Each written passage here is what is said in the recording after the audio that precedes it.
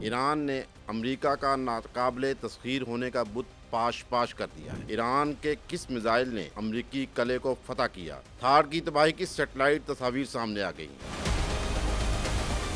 مشرق وسطی میں چھڑی جنگ، جسے تیسری عالمی جنگ قرار دیا جا رہا ہے، ایران نے بڑا سرپرائز دے دیا ہے۔ ایران نے موجودہ جنگی عالمی تاریخ میں امریکہ کے خلاف سب سے بڑی کامیابی حاصل کر لی ہے۔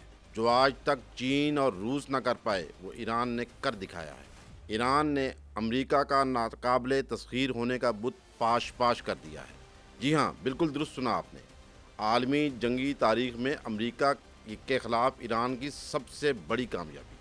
ایران کے کس میزائل نے امریکی قلعے کو فتح کیا، یہ آگے چل کر آپ کو بتائیں گے۔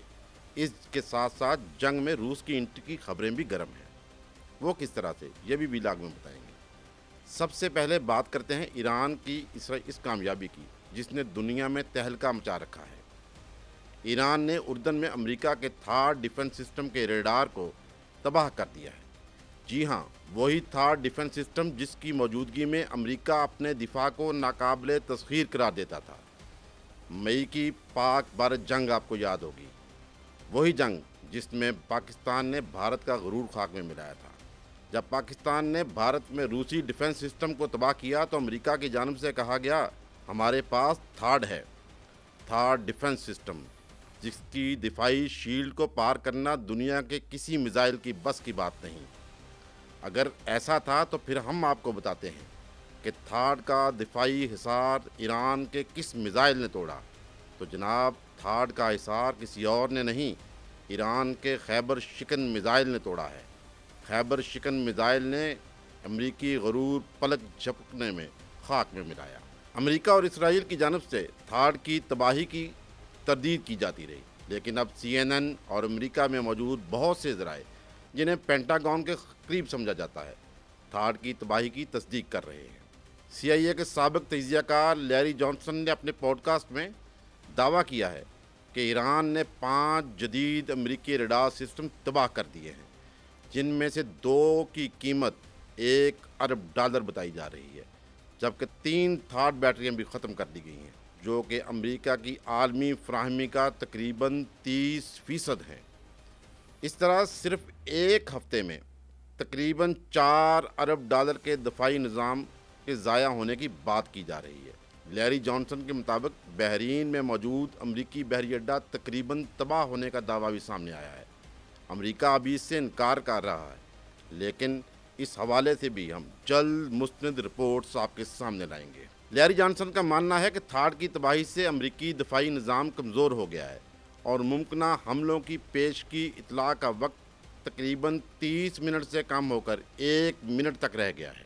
تھاڈ کی تباہی کی سیٹلائٹ تصاویر سامنے آ گئی ہیں۔ شاید یہ تصاویر سامنے نہ آتی تو امریکہ چھپائے رکھتا۔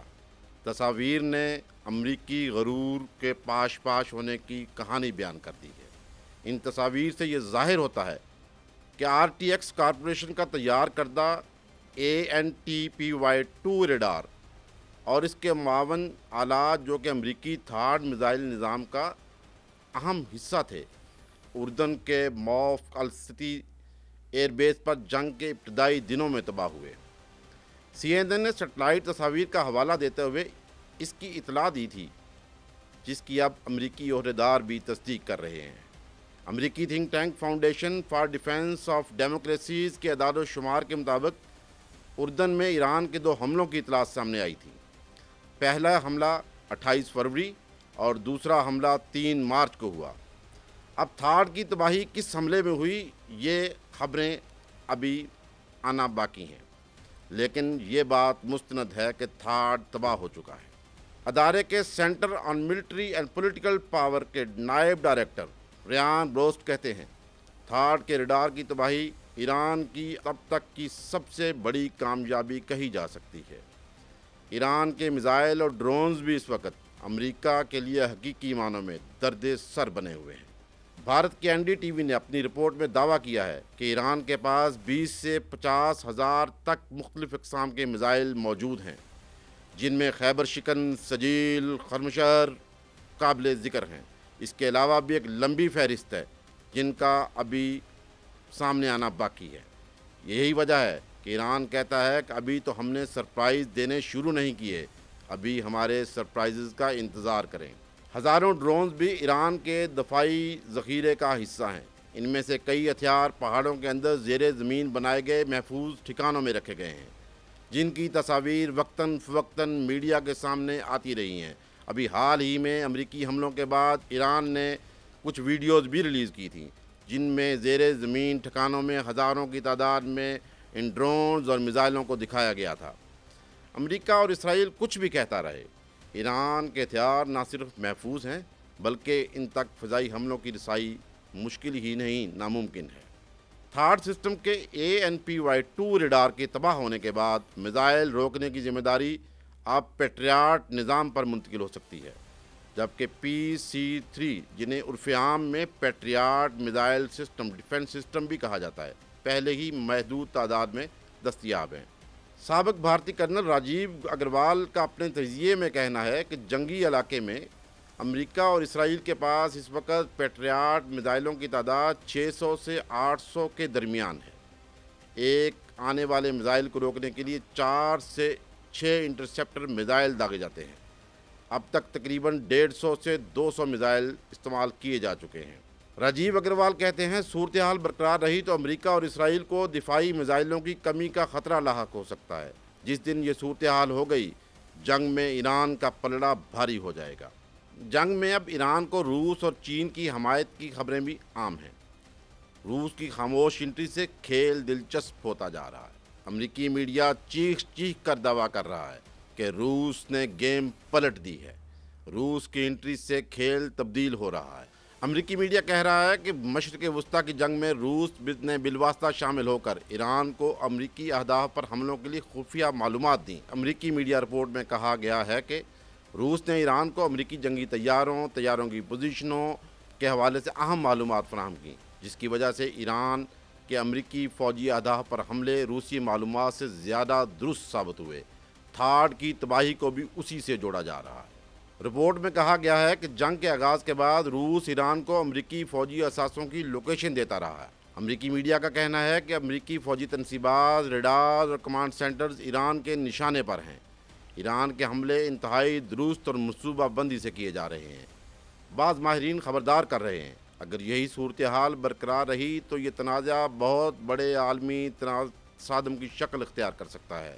دوسری جانب ایران کے شاہد ڈرونز، جن کی نقل امریکہ اور اسرائیل تیار کرنے پر مجبور ہو چکے ہیں، اس نے بھی امریکہ اور اسرائیل کے ڈیفنس سسٹم کو نچا کر رکھ دیا ہے۔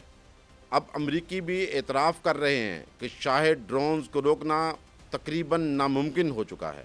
یہ اعتراف امریکی حکام کی جانب سے کانگریس کو دی گئی ایک بریفنگ میں کیا گیا ہے۔ CNN کی رپورٹ میں دعویٰ کیا گیا ہے کہ ٹرمپ انتظامیہ نے کیپٹل ہل میں ایک بند کمرے میں بریفنگ کے دوران کانگریس ارکان کو بتایا کہ ایران کے ڈرونز امریکی دفاعی نظام کے لیے غیر معمولی مسائل پیدا کر رہے ہیں۔ رپورٹ میں دعویٰ کیا گیا کہ امریکی حکام نے اعتراف کیا کہ امریکی فضائی دفاعی نظام تمام ڈرونز کو روکنے کی صلاحیت نہیں رکھتا۔ اس بات کا اعتراف امریکی وزیر دفاع پیٹ ہیگسٹ اور chairman joint chief of defence general Dan Caine نے بھی تسلیم کیا ہے کہ ایرانی ڈرونز توقع سے زیادہ بڑا مسئلہ ثابت ہو رہے ہیں۔ شاہد ڈرونز عموماً کم بلندی اور کم رفتار سے پرواز کرتے ہیں، جس کی وجہ سے بیلسٹک میزائلوں کے مقابلے میں فضائی دفاعی نظام سے بچ نکلنے کی صلاحیت ان میں زیادہ ہوتی ہے۔ اب دیکھنا یہ ہے کہ آنے والے دنوں میں ایران اپنے کون سے میزائل امریکہ اور اسرائیل کے مقابلے میں سامنے لاتا ہے۔ خبریں آ رہی ہیں کہ خرمشہر اور سجیل میزائل ابھی استعمال ہونا باقی ہیں۔ جب وہ مقابلے میں آئیں گے تو تھاڈ پیٹریاٹ بری طرح سے پٹ جائیں گے۔